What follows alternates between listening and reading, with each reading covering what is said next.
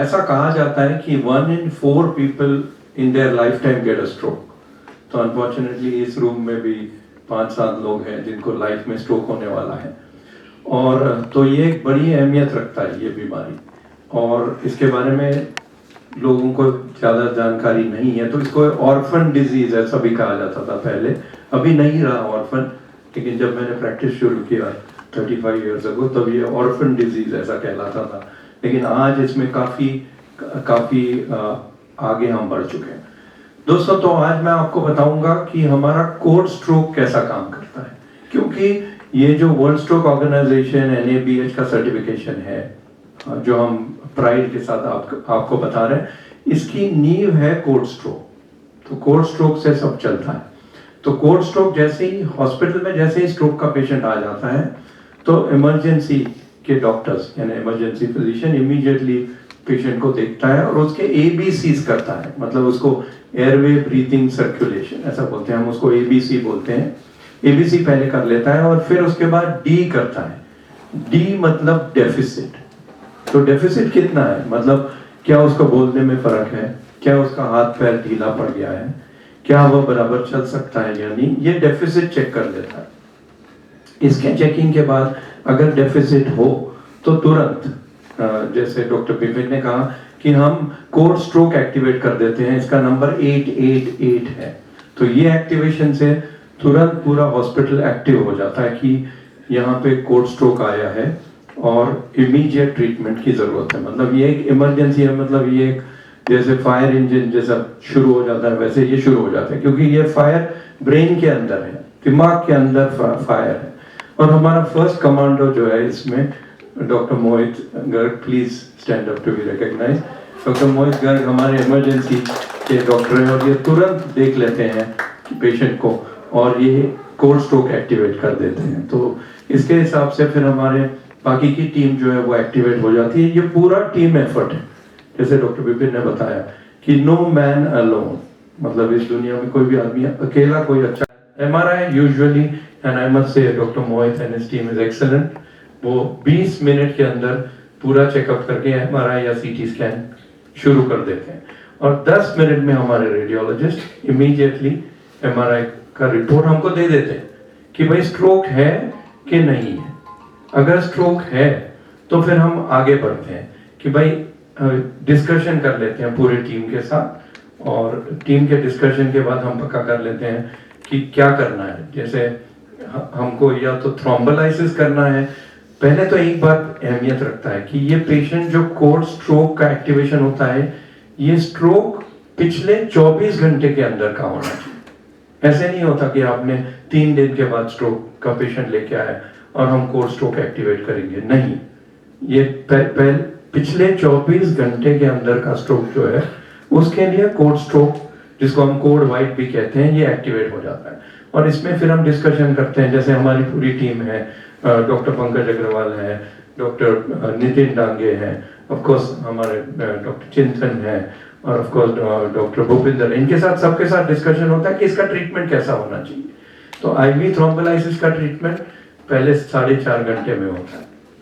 उसके बाद of course doctor Nitin Dange decide करते हैं कि क्या इसका मैकेनिकल क्लॉट रिट्रीवल हो सकता है, क्या हम कोई एक चीज यानी कैथेटर जैसे डाल के ये क्लॉट निकाल सकते हैं क्या। ये पहले 24 घंटे में होता है, पर सिलेक्टेड पेशेंट्स में होता है। क्योंकि कभी कभी पेशेंट्स मुझे बोलते हैं, डॉक्टर साहब हम तो आए थे लेकिन डॉक्टरों ने नहीं किया मैकेनिकल क्लॉट रिट्रीवल या थ्रोम्बोलाइसिस नहीं किया, क्योंकि हर पेशेंट में ये नहीं हो सकता, उसमें सिलेक्शन होता है। तो ये बताना बड़ा जरूरी है लोगों को, नहीं तो लोग दुखी हो जाते हैं, बोलते हैं डॉक्टर साहब आपके पास आए थे आपने कुछ नहीं किया। पर कुछ नहीं किया क्योंकि ये कर नहीं सकते थे, या तो स्ट्रोक हिमोरेजिक था यानी एक टाइप का अलग स्ट्रोक था, या फिर लार्ज आर्टरी ब्लॉक नहीं था। तो सिलेक्शन बहुत जरूरी है, आपको ये बताना जरूरी है लोगों को कि सिलेक्शन बहुत जरूरी है। उसके बाद ये हो जाने के बाद हम पक्का करते हैं ट्रीटमेंट क्या है, फिर पेशेंट न्यूरो आईसीयू में जाता है। लेकिन इस वक्त हम रिलेटिव्स या जो संबंधी रहते हैं उनके साथ पूरा डिस्कशन कर लेते हैं कि भाई इसका क्या ट्रीटमेंट हो सकता है और क्या लगेगा इस पेशेंट को ट्रीटमेंट के साथ। तो ये हम पूरा डिस्कस कर लेते हैं। अब रहा ये वर्ल्ड स्ट्रोक ऑर्गेनाइजेशन NABH का सर्टिफिकेट, मतलब ये क्या है। आप पूछेंगे ये क्या है, क्यों आप इसके बारे में बता रहे हैं। ये बताता है कि पिछले 6 महीने का हमारे हॉस्पिटल के पूरे records world stroke organization NABH ने पूरे रिव्यू किए हैं, 2 दिन पूरे रिव्यू किए हैं। उसके बाद उन्होंने देखा है कि हम जरूर एक एक्सेलेंट सेंटर है स्ट्रोक का, तो हम एडवांस सेंटर है स्ट्रोक का, तो हम सब कुछ कर सकते हैं, मतलब थ्रोम्बोलाइसिस कर सकते हैं, मैकेनिकल क्लॉट रिट्रीवल कर सकते हैं, ट्रीटमेंट पूरा कर सकते हैं। कभी कभी न्यूरो सर्जरी लगती है पेशेंट को, जहाँ डॉक्टर नितिन डांगे आ जाते हैं। तो सब पूरी टीम है, पूरी टीम तैनात है और टाइम में हो रहा है ये। तो टाइम इज ब्रेन, जैसे डॉक्टर नीता ने कहा टाइम इज ब्रेन, और अगर हम टाइम गंवा दें तो हम ब्रेन गंवा देंगे। और इसलिए ये WHO world stroke organization NABH ने हमको एडवांस स्ट्रोक सेंटर का सर्टिफिकेशन दिया है। और मैं बड़े फख्र के साथ कह सकता हूँ कि ये पहला सेंटर है मुंबई का, और पॉसिबली 6वां 7वां सेंटर है इंडिया का, लेकिन ये पहला सेंटर है मुंबई का WHO NABH advance stroke care centre. तो इसके साथ मैं अपना ये बंद करता हूँ और डॉक्टर नीला को हैंड ओवर करता हूँ। Thank you. एंड पहले तो आप लोग सबका स्वागत है एंड थैंक यू यहाँ आने के लिए। हमारी पूरी टीम यहाँ मौजूद है, और जैसे डॉक्टर विपिन ने भी कहा कि स्ट्रोक, और डॉक्टर असद ने कहा कि स्ट्रोक का मैनेजमेंट पूरी टीम से होता है। तो अभी तो अपन ने सुना कि जैसे ही पेशेंट स्ट्रोक का क्लिनिकल्स हॉस्पिटल के दरवाजे में पैर डालता है, इमीडिएटली एक एक्टिव हो जाता है ये कोड स्ट्रोक, जिसके बारे में अपन ने सुना। और ये बड़ा ही टाइम ऑडिटेड प्रोसेस है। हर एक पेशेंट का ऑडिट होता है बाद में 3 महीने में, 6 महीने में हम लोग ऑडिट करते हैं कि पिछले 3 महीने में जो भी पेशेंट आए स्ट्रोक के, जो 24 घंटे वाले स्ट्रोक थे, पुराने स्ट्रोक नहीं, उनमें ये टाइम का ऑडिटिंग प्रोसेस बराबर से हुआ क्या उनको स्पेसिफिक टाइम में 60 मिनट्स या 45 मिनट्स में उनको वो इंजेक्शन मिला क्या। जो 2 मेन ट्रीटमेंट है जैसा आपने सुना कि एक तो होता है क्लॉट बस्टर इंजेक्शन, और दूसरा होता है कि क्लॉट निकालना वायर डाल के, जिसको थ्रोम्बेक्टमी बोलते हैं, वो एक प्रोसीजर होता है। तो ये दोनों बिल्कुल टाइम के हिसाब से होने चाहिए। और बड़े हॉस्पिटल में, बिजी हॉस्पिटल में, जहाँ इतने सारे पेशेंट आते हैं, ब्रेन के ही नहीं, हार्ट के आते हैं, लिवर के आते हैं, किडनी के, फीवर के, ये सारी भीड़ में स्ट्रोक पेशेंट्स कहीं सफर ना करें। और जो पेशेंट उस मोमेंट पे लड़ रहा है और उसको हर मिनट इंपॉर्टेंट है ब्रेन का, ब्रेन में आपको मालूम है, तो वो प्रोसेस ऐसे बननी चाहिए कि ऑटोमेटिकली वो पेशेंट को, जिसको टॉप अर्जेंसी है ट्रीटमेंट की, उसमें कोई भी 1 मिनट वेस्ट ना। सो इसीलिए ये सर्टिफिकेशन इंपॉर्टेंट है कि ये बताता है कि ये हॉस्पिटल में ये सारी कैपेबिलिटी है कि वो हर एक मिनट का ऑडिट करके मेरे अकाउंट में हर एक जो डिजर्विंग पेशेंट है जिसको ये इंजेक्शन दिया जा सकता है और जिसको ये थ्रोम्बेक्टोमी प्रोसीजर किया जा सकता है, वो लोगों को ये प्रोसीजर ये दोनों नंबर इम्पोर्टेंट पे जो आपको दवा कॉल या करता है। ट्रीटमेंट है वो डिनाई नहीं होनी चाहिए। बाहर है, ठीक तो है। इसका इम्पोर्टेंस ये है, जैसे ही पेशेंट अंदर आता है, डॉक्टर निदा ने कहा कि कौन से टाइप्स ऑफ स्ट्रोक है, तो इमीडिएटली सीटी स्कैन या एमआरआई हम ब्रेन का करते हैं। वो बहुत इंपॉर्टेंट स्टेप है और with in certain few minutes वो हो जाना चाहिए। तो विद इन 10 मिनट्स वो होता है। डॉक्टर देखता है, पहले देखते हैं breathing, airway, breathing, circulation, neurological मतलब ब्रेन का क्या कंडीशन है, पहले डॉक्टर देखते हैं और फिर immediately CT scan with in few minutes CT scan या एमआरआई हो जाता है। उसमें मालूम पड़ता है सबसे इंपॉर्टेंट बात कि ये ब्लड वेसल ब्लॉक होने की, नली ब्लॉक होने के वजह से ब्रेन को सप्लाई कम होने की वजह से स्ट्रोक हुआ है, इसको इस्केमिक स्ट्रोक कहते हैं, या ब्रेन की नस फटने से स्ट्रोक हुआ है जिसको हेमरेजिक स्ट्रोक कहते हैं। तो ये काफी उल्टे ऑपोजिट सिचुएशन है और ट्रीटमेंट भी इसका ऑपोजिट है। तो ये जानना सबसे पहले जरूरी है और बिना स्कैन के मालूम नहीं कर सकते। सो इमीडिएटली वो स्कैन होता है, उसका रिपोर्ट भी इमीडिएटली जनरेट इसलिए होता है क्योंकि ये सिस्टम बनाया गया है कि बाकी सब रिपोर्ट छोड़ के वो रिपोर्ट हमारे रेडियोलॉजिस्ट इमीडिएटली पूरी टीम को बता देते हैं और उसके बेसिस पे डिसीजन मेकिंग होता है। अभी क्या डिसीजन मेकिंग है, जैसे कि ये पेशेंट को इंजेक्शन देना चाहिए या नहीं देना चाहिए, इसके क्राइटेरिया हैं, इसके मतलब सेट एक लिस्ट है जो फॉलो होती है और जो पेशेंट को डिजर्विंग है उसको इमीडिएटली देना चाहिए और जो पेशेंट को ये देना रिस्की है, वो देने से उनको ब्लीडिंग हो सकती है, उन पेशेंट में ये नहीं देते हैं। तो ये डिसीजन इमीडिएटली लिया जाता है, ऐसा नहीं कि वो उसमें डिले है, वो भी इमीडिएटली टाइम बाउंड वे में लिया जाता है। और अगर ये देने के बाद भी अगर कोई ब्लड वेसल जो बड़ा साइज का ब्लड वेसल ब्लॉक्ड है, जिसको लार्ज वेसल ऑक्लूजन कहते हैं, वो केसेस में डॉक्टर डांगे थ्रोम्बेक्टोमी करते हैं, वो वायर डाल के वो ब्रेन में से क्लॉट को खींच लेते हैं। कोई पेशेंट में ये दोनों दिए जाते हैं, पहले इंजेक्शन देते हैं और बाद में थ्रोम्बेक्टोमी करते हैं, और कोई पेशेंट में सिर्फ पहला वाला करते हैं, कोई पेशेंट में सिर्फ ये दूसरा वाला करते हैं। तो ये जो दो इंपॉर्टेंट ट्रीटमेंट्स हैं, हर एक पेशेंट जो ये ट्रीटमेंट को डिजर्व करता है उनको इमीडिएटली मिले, ये पूरे सिस्टम का हेतु है। और हम भी बड़े फख्र से ये कहते हैं कि clinicals hospital is now मुंबई's first and only NABH certified stroke center, advanced stroke center, and this is a big recognition and we are all very proud of it. And I would like to congratulate our team and not only the doctors but also the administration who has played a very big part and in this great recognition of the hospital and its capabilities. Thank you, sir. I welcome you all. आज एक very important event या मैं बोलूँगा कि एक privilege and honourable time है, क्योंकि आप जानते हो स्ट्रोक हमारा पैशन है। यहाँ पे वर्ल्ड स्ट्रोक ऑर्गेनाइजेशन जो पूरे ग्लोबली पूरी दुनिया में स्ट्रोक केयर के बारे में सतर्क एक्टिव रहती है, उनके थ्रू हमारा सेंटर को, यहाँ के सेंटर को गाइडलाइंस फॉलो करते हैं, इसलिए एडवांस्ड स्ट्रोक केयर सेंटर करके सर्टिफाई किया गया है। इसका ये मतलब है कि हम not only standard of care follow करते हैं बट हम advanced standard of care follow करते हैं, और we are really privileged and honoured to be part of this team, because stroke एक बहुत ही खतरनाक बीमारी है जिसमें व्यंगत्व, डिसेबिलिटी, वो डेथ से भी खराब होती है। इसका ये मतलब है कि पैरालिसिस जब होता है वो सोसाइटी पे बर्डन होता है, फैमिली पे बर्डन होता है, और फाइनेंशियली वो खुद पेशेंट के ऊपर भी बर्डन होता है। अभी स्ट्रोक सेंटर, जिसको भी कोई भी मरीज को अगर स्ट्रोक के सिम्टम्स होते हैं तो उनको ये अवेयरनेस होना बहुत जरूरी है कि वो स्ट्रोक रेडी सेंटर में चला जाए। कहीं पे भी कोई भी नर्सिंग होम या हॉस्पिटल में लेके जाए जहाँ स्ट्रोक केयर अवेलेबिलिटी नहीं है, इसी के लिए ये वर्ल्ड स्ट्रोक ऑर्गेनाइजेशन ने सर्टिफाइड स्ट्रोक सेंटर शुरू किए, ताकि स्टैंडर्ड ऑफ केयर होनी चाहिए। इसका ये मतलब है कि हमारा जो सेंटर है वो कॉम्प्रिहेंसिव स्ट्रोक केयर सेंटर है, advanced comprehensive stroke care centre है। जैसे आपने अभी सुना, पेशेंट आने के बाद या मरीज इमरजेंसी में आने के बाद, स्ट्रोक इन इमरजेंसी, वो कभी भी हो सकता है, कभी भी स्ट्राइक कर सकता है किसी को भी।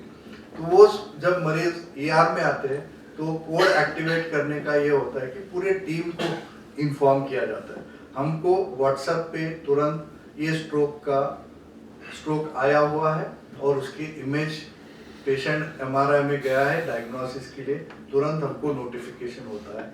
वो रात के 1 बजे हो या दिन में दोपहर के 1 बजे हो, 24/7 हम टीम सतर्क किया जाता है।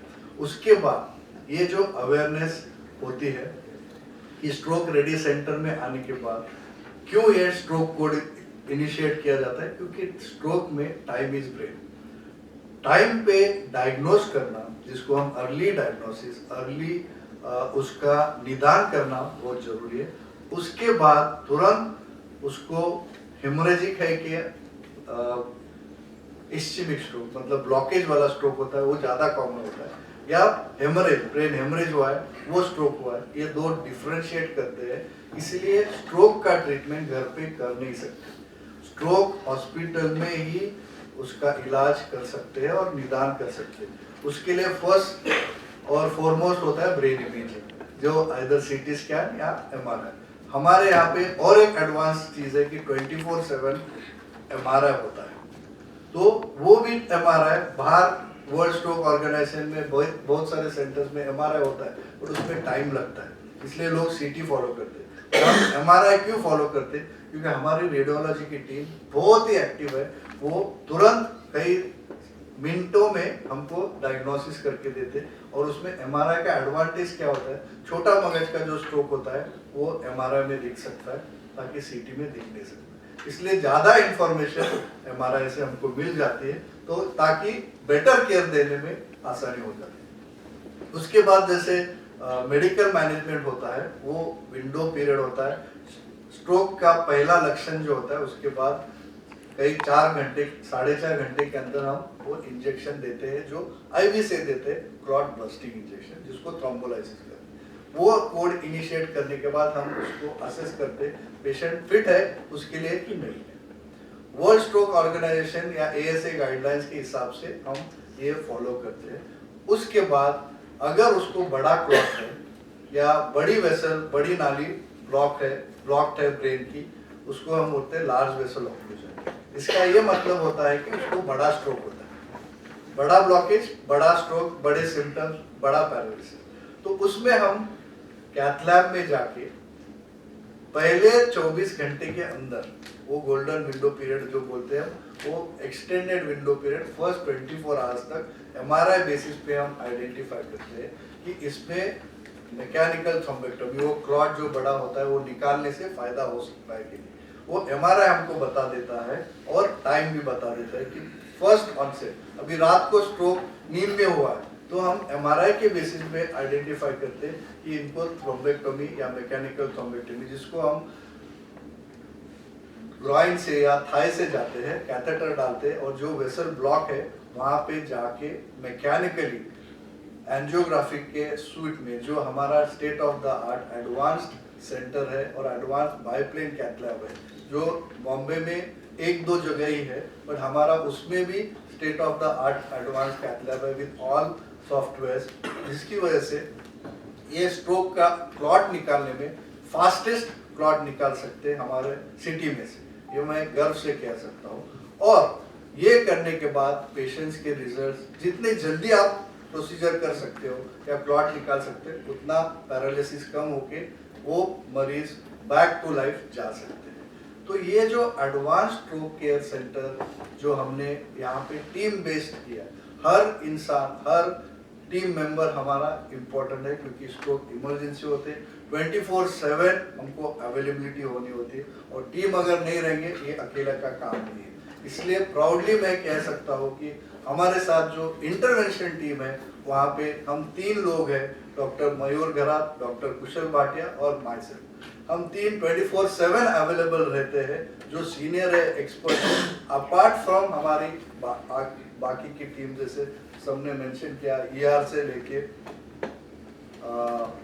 रेडियोलॉजी जो डायग्नोसिस करते हैं, फिर न्यूरोलॉजी टीम से 2 एक्सपर्ट सीनियर एक्सपीरियंस लोग हैं, वो थ्रोम्बोलाइसिस करते हैं। फिर उसके बाद हम एनेस्थीसिया को टीम भूल नहीं सकते, हमारा एनेस्थीसियोलॉजिस्ट भी अवेलेबल रहते हैं। और फिर हम पिक्चर में आते हैं जब क्लॉट रिट्रीवल करना होता है या क्लॉट निकालना होता है, जिसमें लार्ज वेसल ऑब्स्ट्रक्शन जो हम कैथ लैब में लेके जाके करते हैं। और इसमें अफोर्डेबिलिटी इश्यू आता है, इसलिए हमारा ये एक ही सेंटर बॉम्बे में ऐसा है जहाँ डिपॉजिट फ्री एडमिशन करते हैं, क्योंकि इमरजेंसी में रात को 12-1 बजे किसी के पास ऑब्वियसली पैसा इतना नहीं रहता है, तो हम बिना डिपॉजिट किए ट्रीटमेंट चालू करते हैं, क्योंकि ये लाइफ सेविंग बीमारी है, ये डिसेबिलिटी सेविंग बीमारी है।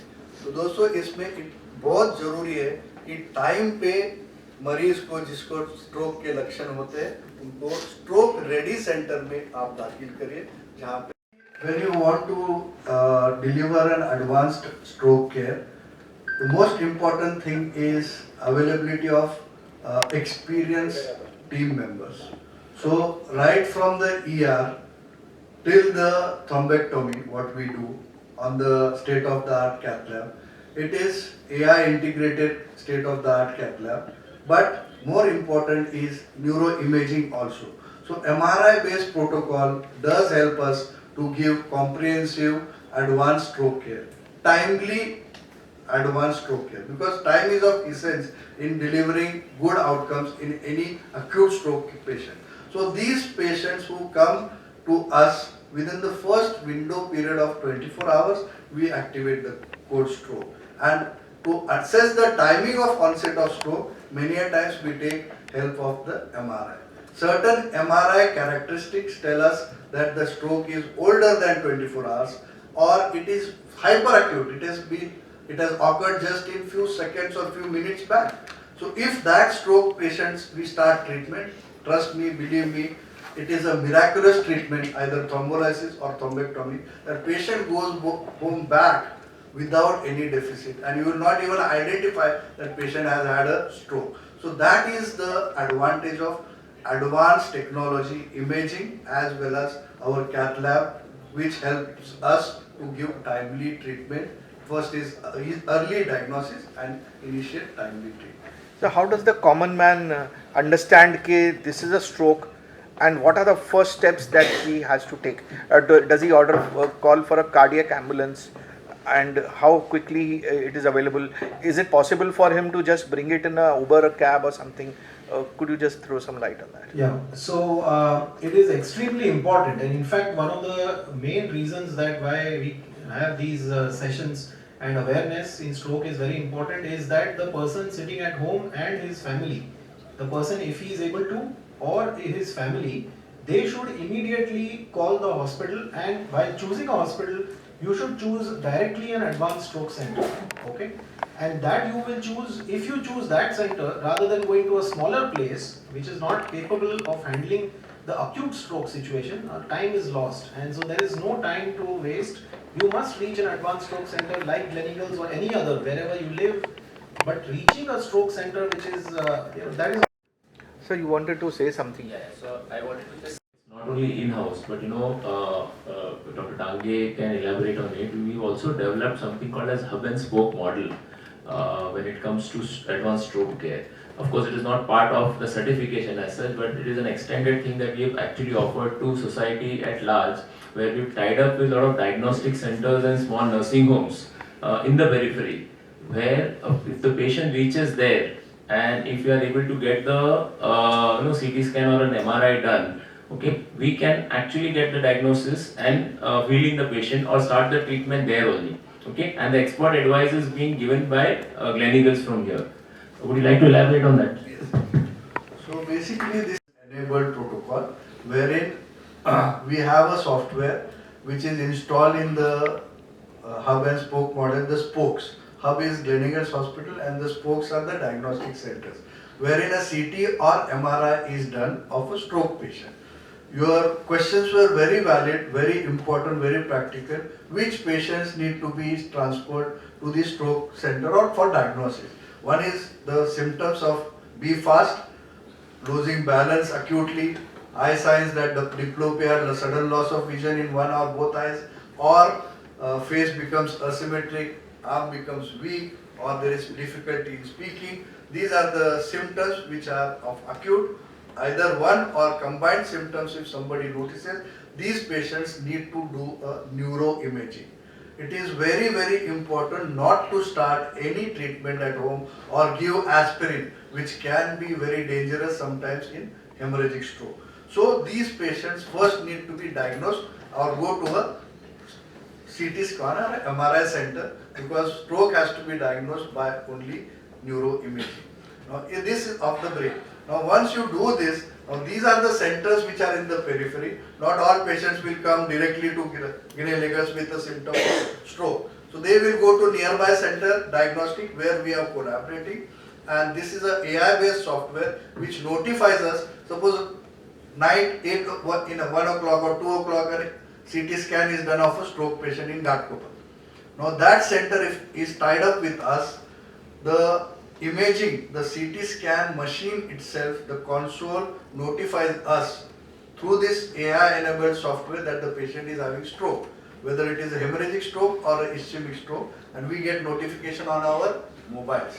We are activated. Now what we do, we have made one more facility available, that our Gleneagles ambulance goes to pick up these patients from the dedicated our hub and spoke model diagnostic centers, and we get these patients to Gleneagles so that we don't waste time and start treatment at the earliest. So this is AI enabled diagnosis, helps us to identify stroke patients in the periphery, and then our infrastructure is available which can help these stroke patients in the society to time sensitive treatment, and that's why World Stroke Organization was very happy to certify us as one of the advanced stroke care center.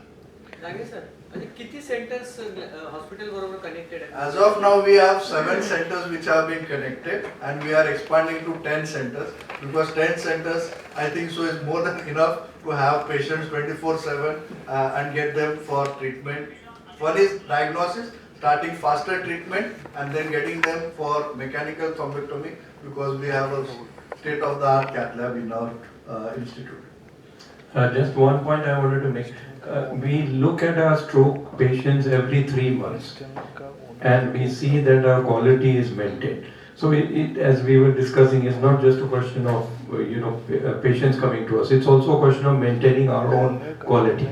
मतलब हम हमारी quality हर 3 महीने में देखते हैं कि वह patient का डोर टू इमेजिंग टाइम क्या है, डोर टू नीडल टाइम क्या है, डोर टू ग्रॉइन टाइम क्या है, डॉक्टर ने उसको टाइम में देखा कि नहीं, और उसका ट्रीटमेंट बराबर हुआ कि नहीं, आउटकम क्या हुआ, ये हर 3 महीने में हम रिव्यू करते हैं, और हर 3 महीने में हमारा स्ट्रोक का मीटिंग रहता है, कोड स्ट्रोक मीटिंग, तो उसमें रिव्यू करते हैं। और WHO NABH हमको हर 2 साल में ये परीक्षा में से फिर से लेके जाने वाला है। तो ऐसा नहीं है कि आज हमने पास कर दी परीक्षा इसलिए हम परमानेंटली एक्सेलेंट हो गए, नहीं, ये कंटिन्यूस प्रोसेस है, quality is a continuous process. और हमारा ये इस पे भर है कि हॉस्पिटल अच्छा होना चाहिए, मतलब the key issue is that the hospital quality should keep on rising, क्योंकि quality is a continuous process, वो कभी कभी completely अचीव होती नहीं है, but we are continuously in this process। हम देखते हैं कि हमारा door to imaging time 20 minutes के नीचे हो, हमारा इमेजिंग टाइम 10 मिनट्स के नीचे हो, हमारा door to needle time 60 minutes अभी 45 मिनट्स के नीचे हो, पर इसके लिए हमको कंटिन्यूसली स्ट्राइक करना पड़ता है। और तो ये हमारा क्वालिटी केयर का जो है, ये आपके लिए प्रॉमिस है कि ग्लेनईगल्स आपको, और WSL ने इसको सर्टिफाई किया कि ये प्रॉमिस सही है, मतलब ये प्रॉमिस, क्योंकि प्रॉमिस तो सभी लोग करते हैं, लेकिन there must be a international body certified, and then of course NABH, दोनों ने सर्टिफाई किया है। और WHO के बारे में मैं बता देता हूँ कि 2006 में WSO सेटअप हुआ है और WSO जो है वो WHO के साथ एफिलिएटेड है. It is the biggest organization in the world for global stroke और इसका आइडिया है कि ट्रीटमेंट प्रिवेंशन का कंप्लीट अवेयरनेस होना चाहिए इस दुनिया में और 12 million people suffer from strokes every year. 12 million मतलब आधी बम्बई की पॉपुलेशन स्ट्रोक होती है in 1 year.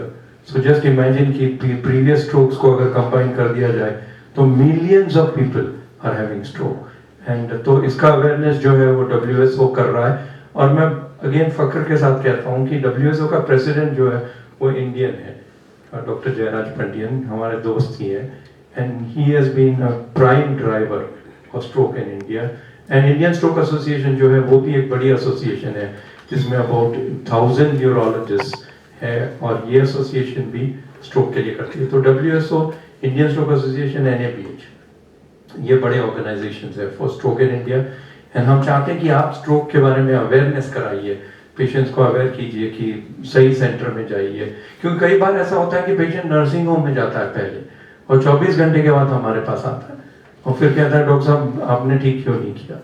So I think ये बड़ी अहमियत रखता है कि patient should not go to a wrong centre, should go to a proper centre और प्रॉपर सेंटर में of course we are the advance stroke centre first in Mumbai. So we look forward कि that other quality work also comes through. It's not just our hospital which is important. I think ultimately अपना life patient centric है. As doctors हम चाहते हैं कि patient अच्छे हों. बाकी तो ठीक है, बाकी सब is okay. But I think we want to be patient centric. So patient हम ये भी कहते हैं कि patients ने बताना चाहिए हमको कि ये time पे नहीं हुआ, ये treatment नहीं हुआ, ये सही नहीं हुआ. तो उस हिसाब से भी I think patient awareness is very important और आप लोग एक बड़ी अहमियत की कड़ी है इसमें कि दैट आप पेशेंट्स को अवेयर कराएंगे. और बी फास्ट जो है जैसे इन्होंने कहा balance I face arm speech time, तो ये स्ट्रोक के निशान है. तो बी फास्ट आप जरूर लोगों को अवेयर कर कीजिए and thank you. Namaskar sir, pluck a flower, that kind of Yes, symptom. yes. So at that time they go to the general physician. Yes. So what do? Now they advise to go to some hospital and they give this blood thinner kind of injection. Yes. And it works. At that time it works. Then Yes. the patient doesn't go ahead with the MRI and all these things. Yes. So what is it? What is the line between that when we should come to clinical nurse? Yes तो ऐसा है कि stroke के symptoms अगर हो जैसे आपने बताया कि कभी कभी राइटिंग में, तो मेरा एक पेंटर था उसके सिर्फ पेंटिंग में फर्क पड़ गया था. He was a painter and he was a very beautiful painter. उसने मुझे पेंटिंग भी प्रेजेंट की है बट ही उसके पेंटिंग में बोला डॉक्टर साहब मेरा फूल बराबर नहीं हो रहा था, बाकी सब अच्छा था and but he could pick it up suddenly and he called me. So I said no this is a stroke, you have to come to the hospital. तो कभी कभी क्या होता है कि स्ट्रोक अपने आप भी रिकवर हो जाता है. दैट इज कॉल्ड TIA और ट्रांजिएंट इस्केमिक अटैक. इसको मिनी स्ट्रोक ऐसा भी कहते हैं. तो ट्रांजिएंट इस्केमिक अटैक में ऐसा है कि मेरा हाथ ढीला पड़ गया अभी और 2 मिनट में या 5 मिनट में ठीक हो गया. तो यूजुअली पेशेंट्स ऐसे तो कहते हैं कि मैं नहीं जाता डॉक्टर के पास, मैं तो अच्छा हूँ. डॉक्टर के पास जाता है तो डॉक्टर कहता है तू अच्छा ही है, अभी क्या जरूरत है और कुछ करने की. बट इसमें स्ट्रोक होता है और कई लोगों में 25% लोगों को 1 महीने के अंदर बड़ा स्ट्रोक होता है. तो ये एक बड़ा वार्निंग साइन है. जैसे चेस्ट पेन को लोग निग्लेक्ट नहीं करते, छाती में दर्द हो गया तो जरूर हॉस्पिटल पहुंच जाते हैं. लेकिन TIA जिसको हम कहते हैं, जिसमें ट्रांजिएंटली हाथ ढीला पड़ गया, ट्रांजिएंटली बोलने में फर्क पड़ गया, निग्लेक्ट कर देते हैं. डॉक्टर्स भी निग्लेक्ट कर देते हैं. तो TIA के बारे में आपको अवेयरनेस करना भी बहुत जरूरी है कि भाई transient symptom is not transient disease. मतलब अगर सिम्टम ट्रांजिएंट हो तो डिजीज ट्रांजिएंट नहीं है. तो कई बार हम ऑफ कोर्स जीपीज के साथ टच में हैं, जीपीज को हम बताते रहते हैं कि भाई ऐसा कुछ हो, आपको सस्पेक्ट हो तो आप MRI जरूर कर लीजिए क्योंकि MRI का पिकअप एक्सीलेंट है. मतलब डॉक्टर चिंतन त्रिवेदी अगर मुझे बोलेंगे कि ये ठीक है, अभी कल ही पेशेंट था अनकॉन्शियस था, बोला स्ट्रोक हुआ कि नहीं, we could not make out because very difficult in unconscious patient. Doctor Trivedi बोले नहीं इसका MRI क्लियर है, तो we knew this was not a stroke. So I think आजकल इन्वेस्टिगेशंस और ये अवेलेबल है, अब सब लोगों को अवेलेबल नहीं है इंडिया में. That is the unfortunate thing. But yes, अगर सिम्टम हो तो जरूर उसको चेक कर लेना चाहिए. और ट्रांजिएंट इस्केमिक अटैक यानी मिनी स्ट्रोक के बारे में अवेयरनेस बहुत जरूरी है कि भाई अगर सिम्टम शॉर्ट टर्म के लिए हो, मतलब 5 मिनट के लिए भी हो, 10 मिनट के लिए भी हो, तो इसको इन्वेस्टिगेट जरूर करना चाहिए कि उसको 1 महीने में हाई रिस्क है बड़ा स्ट्रोक होने का। तो इसको TIA ऐसा कहते हैं, इसका अवेयरनेस बड़ी अहमियत रखता है, आपको जरूर इसका अवेयरनेस करना चाहिए सो दैट इवन GPs उसको मिस नहीं करते और पेशेंट को बराबर डायरेक्ट कर देते हैं और MRI करवा लेते हैं। Thank you. ऐसे माइनर सिम्टम्स के बाद, न्यूरोलॉजिकल सिम्टम्स के बाद इंजेक्शन देना ये गलत है। हमारे पास बहुत सारे पेशेंट्स ऐसे आते हैं जिनको ब्रेन हेमरेज का शुरुआत होता है और तभी ऐसे ब्लॉकेज के स्ट्रोक के सिम्टम्स होते हैं, right side weakness, left side weakness, speech में प्रॉब्लम और वो ब्लीडिंग चालू रहता है और कोई गलत तरीके से उनको अगर ब्लड थिनर देंगे तो बड़ा क्लॉट हो जाता है जिसमें जान जा सकती है। तर तेच मला डॉक्टर तुम्हाला विचारायचं होतं की अशा वेळेला एथिकली राईट आहे का आणि डॉक्टरांनी इंजेक्शन It is देणं? not recommended, it is contraindicated. That's why I said initially की आपण हे करू शकत नाही। न्यूरो इमेजिंग केल्याशिवाय, डायग्नोसिस केल्याशिवाय ट्रीटमेंट स्ट्रोकची होऊ शकत नाही। त्यासाठी आयदर CT स्कॅन, बेसिक और MRI, जिकडे MRI नाही तिथे CT स्कॅन कर। But after giving that injection, blood thinner, We the can- patient can come to your hospital and it will be recovered. But we should not promote giving blood thinners or injection without a CT scan. Basic. It is contraindicated. It is unscientific. We have seen patients, doctors, general practitioner. One general practitioner came to us who was given because he started having tingling, numbness on one side and a little symptoms and face. And we did a CT scan. He was given aspirin 300 milligram on the way, and he had a bleed. So it increased. He needed surgery. Luckily, he survived. But he had a developed because it increases the bleed. It is harmful. So it is not recommended by the guidelines to give any treatment at home or on the way unless you confirm by brain MRI or CT scan. तुम्ही जे बरेचसे nursing homes अशा पेशंटला admit करून देतात आणि त्यांना heparin देतात।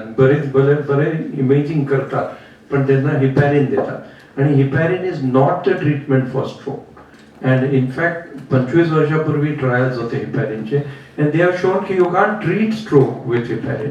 You can prevent the next stroke, but you can't treat that stroke. And in fact, as Dr. Dange correctly said, की त्याच्यामध्ये bleed होतं आणि bleed Mule patients deteriorate. So heparin is completely contraindicated as treatment of stroke. पण बरेचसे nursing homes हे करतात. It's unfortunate की they low molecular weight heparin देतात अशा पेशंट्सना आणि असं दाखवतात जसं की आपण त्यांना ट्रीट करतोय, त्या स्ट्रोकला ट्रीट करतोय. But this is not the treatment of the stroke, and in fact it can produce bleeds in the stroke. The correct treatment of stroke is, as we said, thrombolysis, म्हणजे clot bursting किंवा mechanical clot retrieval किंवा neurosurgery. But heparin is not the treatment of stroke. आणि ते काही patients बद्दल म्हणजे काही त्यांना इन्फॉर्म नाही करत, which is sad, but I think you have to create awareness. Heparin is not the treatment of the stroke that has happened. It can be the prevention of the next stroke, but it's not the treatment. That's important. एक point arise है, कई बार सवाल पूछते हैं और ये heart के जो सिचुएशन है उससे कंफ्यूजन होता है। हार्ट में पेन होगा तो एंजाइना के लिए वो गोली लेते हैं, तो गोली ले लो और फिर डॉक्टर के पास। ब्रेन में ऐसा नहीं है। अगर ब्रेन से रिलेटेड सिम्टम्स हैं, वो बी फास्ट के सिम्टम्स है, चेहरा या हाथ या कुछ वीक हो गया, सडनली बोल नहीं पा रहे, अगर ब्रेन रिलेटेड सिम्टम्स है तो कोई गोली आप नहीं ले सकते। आपको कोई भी गोली लेनी नहीं है। हार्ट के लिए ठीक है, गोली नहीं लेना है, हॉस्पिटल पहुंच के स्कैन करना है, फिर ही कौन सा गोली देना हम भी नहीं बता सकते। कई बार पेशेंट को देख के, सामने हमारे पेशेंट है, हम गोली नहीं देंगे एंटीप्लेटलेट, क्योंकि अगर वो ब्लीडिंग हो गया तो क्या उल्टा हो जाएगा। सो इसीलिए खुद गोली घर पे नहीं लेना है। ब्रेन के सिम्टम्स अगर अक्यूटली हो, घर पे कोई भी ट्रीटमेंट नहीं लेना है। डॉक्टर से भी बिना फोटो निकाले ब्रेन का कोई ट्रीटमेंट नहीं एक्सेप्ट करना है। आने के बाद अप्रोक्सीमेटली, और उसके बाद उसको क्या केयर लेनी है कि फिर से वो प्रॉब्लम ना। बहुत इम्पोर्टेंट और प्रैक्टिकल सवाल है।